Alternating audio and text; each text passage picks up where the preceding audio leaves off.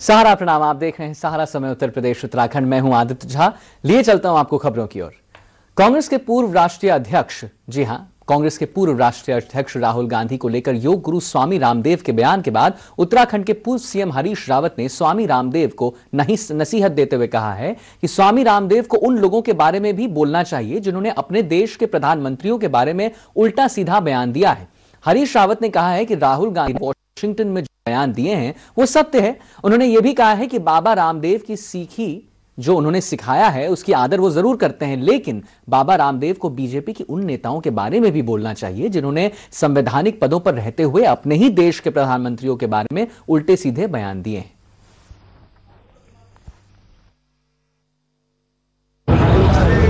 राहुल जी ने जो कहा है वो धरातली सत्य है, और सत्य दिल्ली में भी वही होता है, वाशिंगटन में भी वही होता है, लंदन में भी वही होता है। और जहाँ तक सवाल बाबा रामदेव जी का है, संत हैं, उन्होंने ठीक कहा, उनकी सीख का हम आदर करेंगे, मगर ये बात उनको भी कहनी चाहिए थी जिन लोगों ने देश के प्रधानमंत्री के रूप में विदेशों की धरती पर पहले के प्रधानमंत्रियों के खिलाफ, पहले की सरकारों के खिलाफ खुले बयान दिए थे। तो जिन्होंने विदेश की धरती में अपने देश की राजनीति को उठा करके एक सर्वमान्य नियम की अवहेलना की, तो वो नियम की भी जो है, मैं संत हमेशा जो है सत्य कहते हैं। यदि आज वो सत्य समझते हैं इसको, उन्होंने कहा है, तो उस समय ये सत्य उनको याद क्यों नहीं आया? ये मेरा उनसे प्रश्न है कि वो जो है उसकी भी निंदा करें, जिसने भी विदेश की धरती पर इस देश के सवाल कहे। राहुल जी कोई सरकारी पद पर नहीं है, वो जनप्रतिनिधि हैं। तो जनप्रतिनिधि पर और सरकारी प्रतिनिधियों पर इस संबंध में अलग अलग मापदंड होते हैं, और लोगों ने सरकार के प्रतिनिधि के रूप में विदेशों की धरती पर अपने देश के पूर्व प्रधानमंत्री और सरकारों के खिलाफ बयान दिया है। और ज्यादा जानकारी के लिए हम बात करने वाले हैं, संवाददाता है हमारे स्वरूप पुरी जी से। स्वरूप जी, मुझे एक बात बताइए अभी कि जब पूरा देश ये कह रहा है कि राहुल गांधी ने जो कहा है वो गलत है, बहुत विपक्ष के लोग आके बोल रहे हैं, बहुत जो सरकार में आके लोग बोल रहे हैं, बड़ा ही एक वार्तालाप की स्थिति बनी हुई है, तो ये हरीश रावत जी का ये बयान के बारे में आपकी क्या प्रतिक्रिया है? लगता है कि हमारा जो लाइन है वो थोड़ा नहीं बन पा रहा है। मैं आपको फिर से बता दूं कि कांग्रेस के पूर्व राष्ट्रीय अध्यक्ष राहुल गांधी को लेकर योग गुरु स्वामी रामदेव के बयान के बाद उत्तराखंड के पूर्व सीएम हरीश रावत ने स्वामी रामदेव को नसीहत देते हुए कि स्वामी रामदेव को उन लोगों के बारे में भी बोलना चाहिए जिन्होंने अपने देश के प्रधानमंत्रियों के बारे में उल्टे सीधे बयान दिए हैं। हरीश रावत ने यह भी कहा है कि राहुल गांधी ने वॉशिंगटन में जो भी बयान दिया है वो सत्य है। उन्होंने कहा है कि बाबा रामदेव की सीख का वो आदर जरूर करते हैं, लेकिन बाबा रामदेव को बीजेपी के उन नेताओं के बारे में भी बोलना चाहिए जिन्होंने संवैधानिक पदों पर रहते हुए अपने ही देश के प्रधानमंत्रियों के बारे में उल्टे सीधे बयान दिए हैं।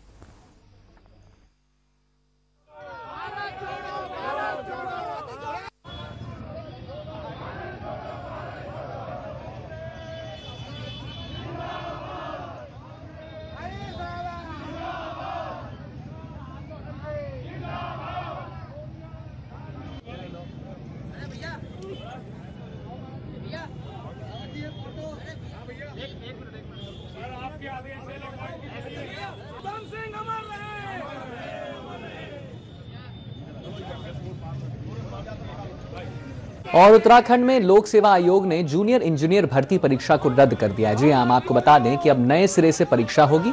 पुराने अभ्यर्थियों को आयु सीमा और शुल्क में छूट भी मिलेगा। भर्ती के लिए नए सिरे से विज्ञापन अप्रैल में जारी होंगे। लिखित परीक्षा के बाद अब इंटरव्यू नहीं लिया जाएगा।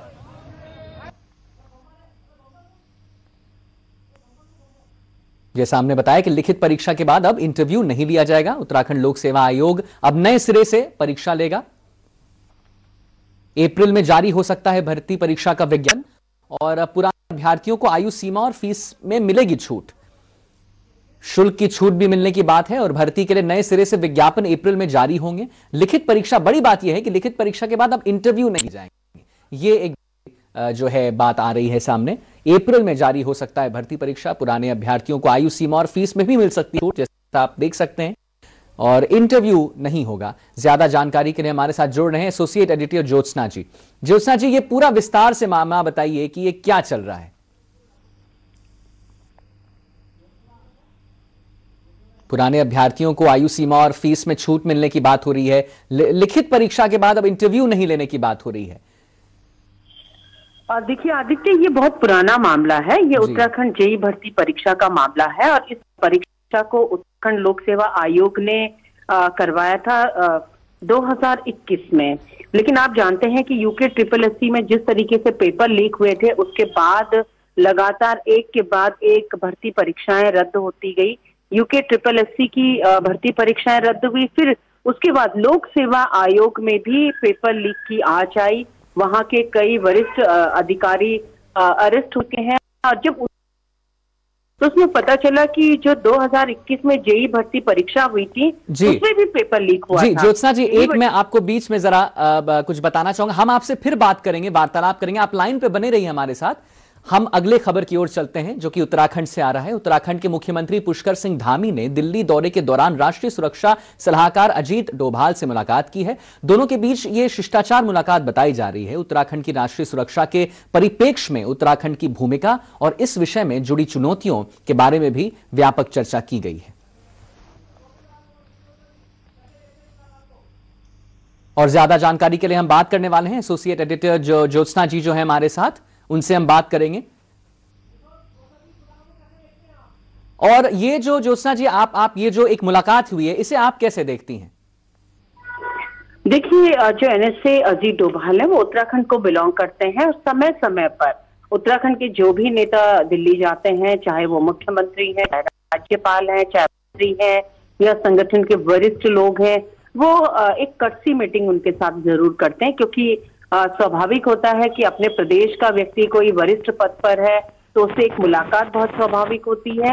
उसके अलावा अगर हम रक्षा की दृष्टि से देखें, सीमांत प्रदेश उत्तराखंड है, चीन और नेपाल से इसकी सीमाएं लगी हुई हैं, तो ऐसे में राष्ट्रीय सुरक्षा जो सलाहकार हैं उनसे बातचीत के भी मायने होते हैं, क्योंकि उत्तराखंड को लेकर के कई विषयों पर बातचीत करनी होती है। और इसी क्रम में मुख्यमंत्री ने भी NSA अजीत डोभाल से बात की है और पिछले 3 दिनों से मुख्यमंत्री दिल्ली में है, जहां उन्होंने कई केंद्रीय मंत्रियों से बात की है, चाहे हम महेंद्र नाथ पांडे की बात करें या फिर ऊर्जा मंत्री RK सिंह की बात करें। उन्होंने सभी लोगों से बात की है। इसके अलावा वो संगठन के वरिष्ठ लोगों से भी मिले हैं। बीजेपी प्रदेश जो माफ कीजिएगा जो राष्ट्रीय मुख्यालय है दीनदयाल उपाध्याय मार्ग में, वो वहां भी गए। उन्होंने पार्टी के कई लोगों से वहां पर भी मुलाकात की। राज्यसभा सांसद और बीजेपी के राष्ट्रीय मीडिया प्रभारी अनिल बलूनी से भी मुलाकात की। आज उनकी मुलाकात NSA अजीत डोभाल से हुई है। इसके अलावा जो जानकारी मिली है कि इन्होंने कई अन्य विषयों पर और भी लोगों से बात की है। रही बात NSA अजीत डोभाल की, तो जैसा आदित्य मैं आपको बता रही हूँ कि बहुत स्वाभाविक है, अजीत डोभाल को भी जब कभी मौका मिलता है, छोटा कार्यक्रम हो या बड़ा कार्यक्रम हो, अपने होम स्टेट में आना वो कभी नहीं भूलते हैं और उसको मिस भी नहीं करते हैं, अंटिल कि उनके पास कोई बहुत जरूरी काम या कहीं उनकी पहले से शेड्यूल में मीटिंग न लगी हो, वो जरूर यहाँ पर आते हैं और उत्तराखंड के लोग भी मिलते हैं।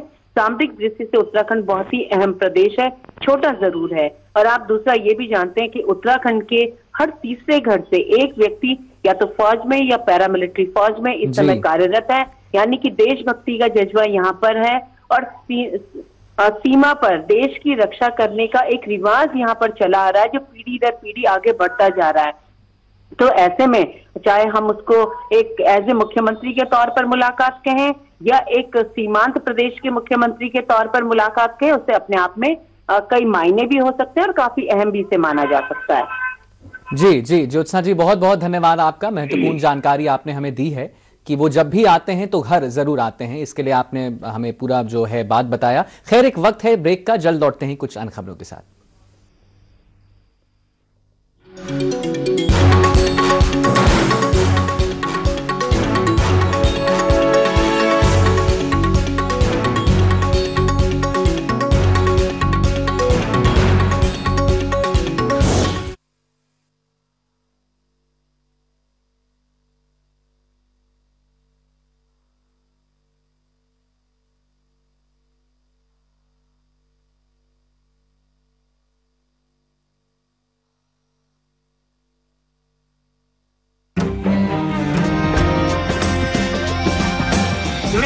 5-6 साल के भीतर यूपी ने अपनी एक नई पहचान स्थापित कर ली है और डंके की चोट पर कर दी। माननीय प्रधानमंत्री श्री नरेंद्र मोदी जी के विजन के अनुसार मुख्यमंत्री योगी आदित्यनाथ जी के कुशल नेतृत्व में आयोजित हुए ग्लोबल इन्वेस्टर समिट 2023 में रिकॉर्ड 33,50,000 करोड़ रुपए से अधिक के 19,000 से ज्यादा के एमओयू हुए, जिससे 93 लाख से अधिक युवाओं को रोजगार के मौके मिलेंगे। पूर्वांचल, बुंदेलखंड, पश्चिमांचल, मध्यांचल के सभी जिलों के लिए निवेश प्रस्ताव प्राप्त हुए हैं।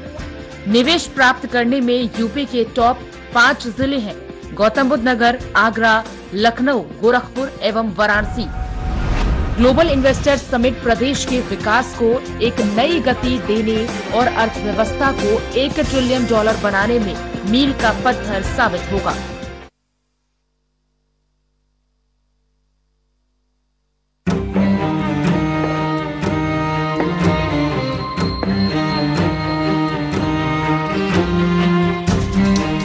कब तक आप ऐसे फ्यूचर का टेंशन लेकर चलते रहेंगे? LIC के न्यू पेंशन प्लस के साथ अपनी पेंशन का प्लान बनाइए, क्योंकि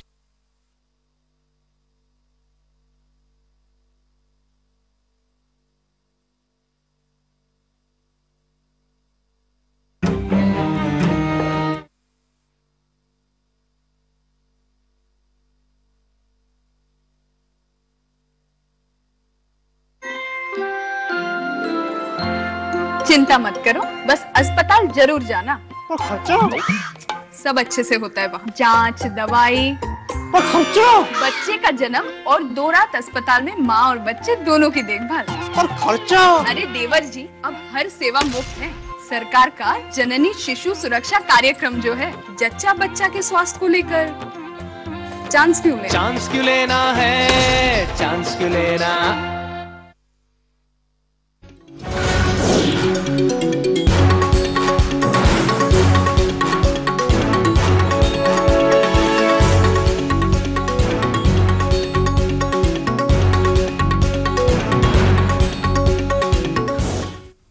और ब्रेक के बाद आपका स्वागत है। आइए बात करते हैं केदारनाथ धाम की। अच्छी खबर यह है कि केदारनाथ धाम के कपाट 25 अप्रैल को श्रद्धालुओं के लिए खोल दिए जाएंगे।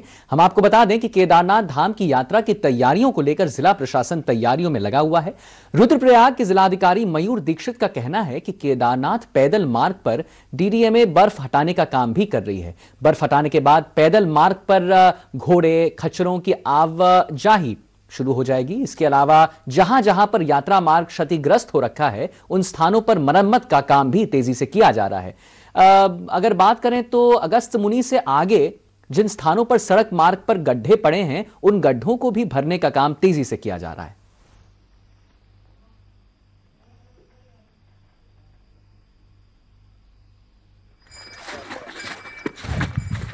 जैसा आप देख सकते हैं कि केदारनाथ धाम के कपाट 25 अप्रैल को श्रद्धालुओं के लिए खोल दिए जाएंगे। विजुअल्स में आप देख सकते हैं केदारनाथ धाम की जो यात्रा है, तैयारियों को लेकर जिला प्रशासन बिल्कुल तैयार हो चुका है। रुद्रप्रयाग के जिलाधिकारी मयूर दीक्षित का यह कहना है कि केदारनाथ पैदल मार्ग पर DDMA बर्फ हटाने का काम भी शुरू कर चुकी है। बर्फ हटाने के बाद पैदल मार्ग पर घोड़े और खच्चरों की आवाजाही शुरू कर दी जाएगी। इसके अलावा अगर हम बात करें तो जहां जहां पर यात्रा मार्ग क्षतिग्रस्त हो रखा था पहले, उन स्थानों पर मरम्मत का काम तेजी से बढ़ रहा है। और अगस्त मुनि से आगे जिन स्थानों पर सड़क मार्ग पर गड्ढे पड़े हुए थे, उन गड्ढों को भी भरने का काम तेजी से किया जा रहा है, जैसा आप विजुअल्स के थ्रू देख सकते हैं। 25 अप्रैल से खुल जाएगा केदारनाथ धाम का के कपाट। धाम को की यात्रा को लेकर तैयारियां बिल्कुल जोरों शोरों पर है। मार्ग से बर्फ हटाने का, जैसा आप विजुअल्स में देख रहे हैं, काम चल रहा है। और आइए बात करते हैं गैरसैंण में। गैरसैंण में होने वाले बजट सत्र को लेकर तैयारियां पूरी तरह हो गई हैं। जहां जिला प्रशासन तमाम व्यवस्थाओं को दुरुस्त करने में जुटा है, वहीं पुलिस भी सुरक्षा व्यवस्था में कोई चूक नहीं कर रही है, इसकी तैयारियों में जुटी है। करीब 2 साल के बाद गैरसैंण में सत्र का आयोजन किया जा रहा है। इसीलिए सत्र के दौरान किसी तरह की कोई चूक ना हो, इसके लिए जिला प्रशासन पूरी तरह से सजग दिखाई दे रहा है।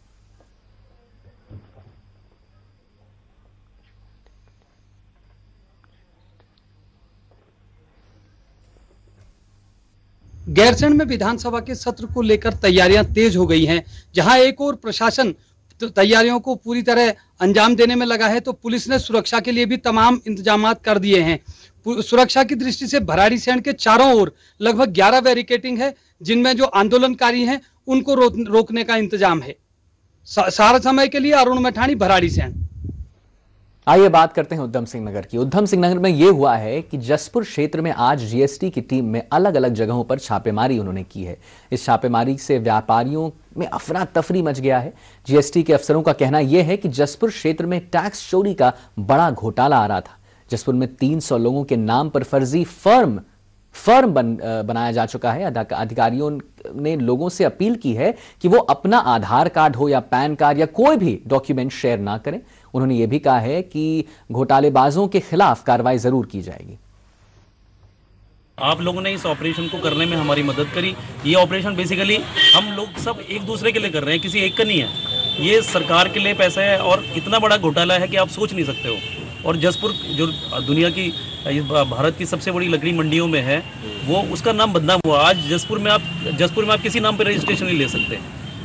तो ये इन्होंने जो गंदगी थी, ये हमने साफ करने का बीड़ा उठाया है। और आप लोगों का जैसे आज तक हमारा साथ मिला है, वो हम साथ देंगे। और हम आपको वाकई धन्यवाद करना चाहते हैं कि हमारे पिछले 4-5 दिन से जो ऑपरेशन चल रहे हैं, उसमें आप लोग का बहुत ही अच्छा योगदान है। और मैं सब लोगों को सैल्यूट करना चाहता हूँ इसके लिए। धन्यवाद।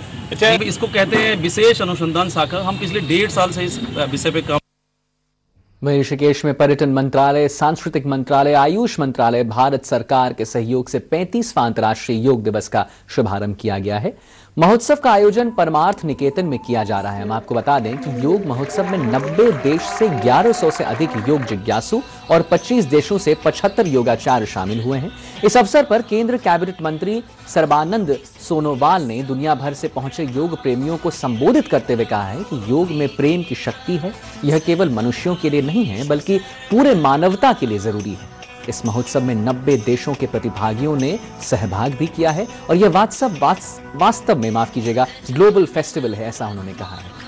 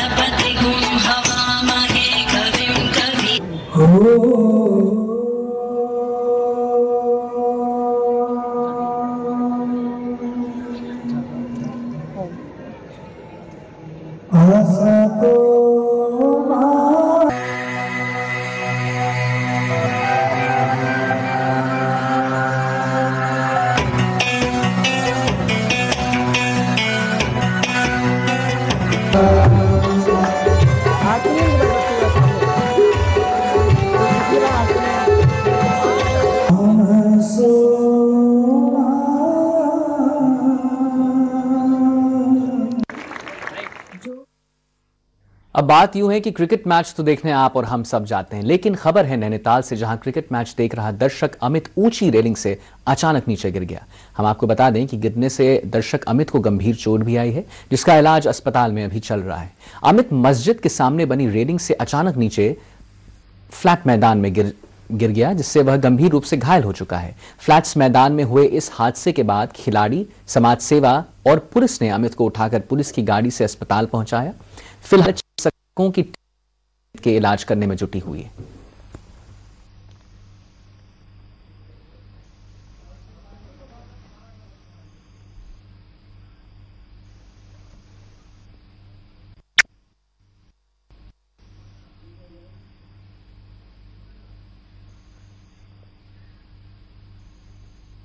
इलाज के लिए अस्पताल में उसे ले जाया गया है। क्रिकेट मैच देखने द्वारा वो गिर गया था और चोट आई है उसे, इसलिए पुलिसकर्मियों ने भी उसे अस्पताल वहां पे भर्ती करा दिया गया है। उसे गंभीर रूप से वो घायल हुआ है।